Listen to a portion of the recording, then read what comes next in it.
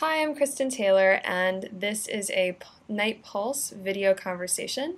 And today we're talking with Andrew Lewman of the Tor group. So I'll let him introduce himself and tell you what Tor is.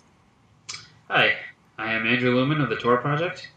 Tor is a series of proxies that allow you to be anonymous online and also has uses for circumvention of various technologies to censor the internet.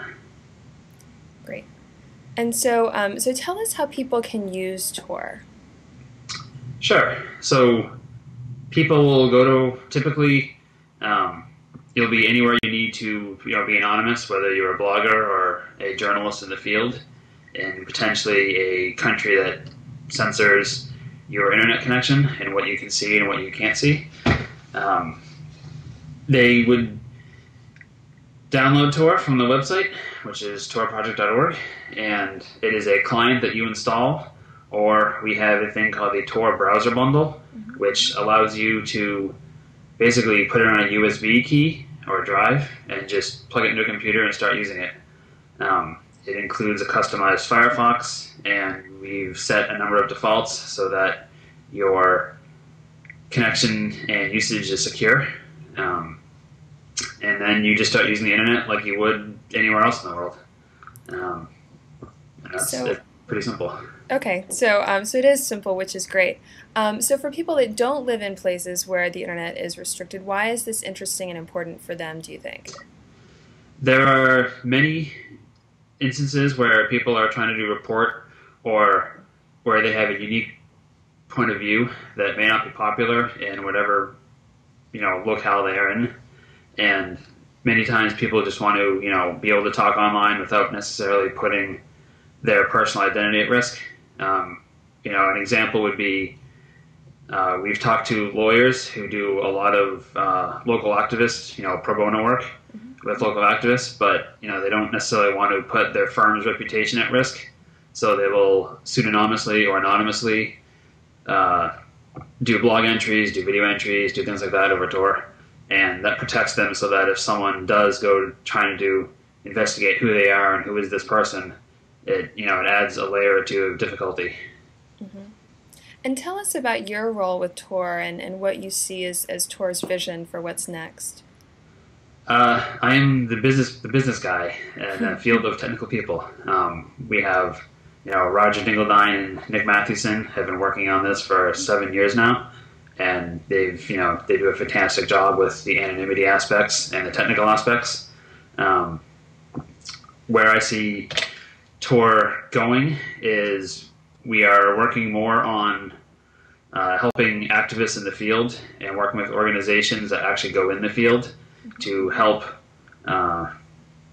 people in censored countries and just generally protecting the private consumer who doesn't want their ISP selling their data about where they're browsing or what they're doing. People are lately we've been working with the people who are victims of domestic abuse, and their strength is in the ability to contact and talk to others, but they don't necessarily want to give up who they are, and that's a completely valid use case for Tor, where they need to protect themselves more so than just I subscribe to a web proxy service and all my credit card data and all that personal data is recorded there. There is no service. We're a nonprofit. You don't sign up with us. You just download the client and start using it. Will you tell us what proxy service is and what that means for people who aren't familiar with it? Sure. So a proxy service is basically you pay someone to relay your traffic for you so that you connect in.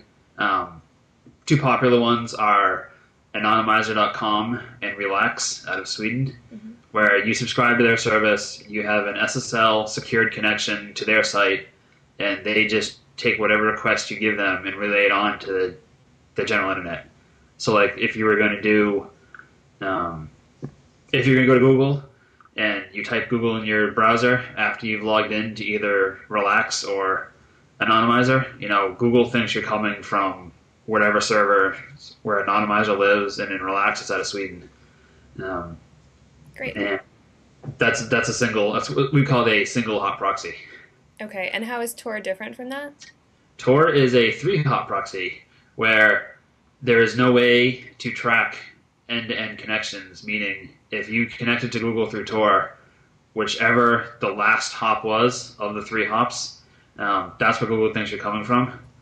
And because there's no way to there's no single directory that tells you here's where you're connecting through. So each proxy that you of the three proxies you connect through are all unique, and they don't know where you came from or where you're going. Okay, great, thank you. Sure. So we're going to be working together on Night Pulse. Will you tell everyone what we can expect from Tor on Night Pulse? Sure. We actually are excited to work with Night Pulse. We are working on a number of blog posts, which are basically stories about how people have been in the field, and even in countries that may surprise you, that people have used Tor to protect their anonymity and protect their identity while they either rail against the state or corporations, or just generally protect themselves online from abuse or any number of controversial issues. Mm-hmm. And so really what these articles are going to be looking at is the way that information is potentially compromised and how Tor has helped people work around that. Yes. Great. So that's very exciting. We've got our first one up today, right underneath this video post. And is there anything else that you'd like to tell us as far as what's going on next for Tor new functionality, or maybe you can tell us ways that people can be involved with Tor? There are many ways people can be involved with Tor. We are a 2-year-old nonprofit. We are 5 or 6 people right now, and there is, of course, far more to do than we have people and time to do it. We have a volunteer page set up with a number of suggested projects, from anything from documentation to YouTube videos of how to install and how to use Tor, to the technical coding projects of we need to do feature X, and feel free to pick it up and tackle it. We've worked with Google Summer of Code for the past 2 years and gotten some great developers out of that who've helped out and developed some key functionality. And then there's a large list of research that needs to be done, because Tor would rather be right in protecting anonymity than just sort of say out there, well, we guess it's this. We work with a number of people in the academic community to help them, work on their studies and provide support where they say, we found this, we'd like to test it. How do we go about doing this on either private Tor network or use the public one? And we're happy to work with everybody. That's great. What is the difference between a private Tor network and the public one? The Tor network, everyone knows right now, runs across the public internet. Mm-hmm. It is very easy to set up your own network on, say, your own, college network or home network, and protect, to do research and testing on that way. So it doesn't actually connect to the internet. It's just your own private Tor network, basically for research, or, if you're a large multinational corporation that needs to protect your communications as it travels between countries, you can use Tor yourself internally. Great. Okay, well, thanks very much, Andrew, and we're looking forward to the Tor posts on Night Pulse. Excellent. Thanks. Thank you.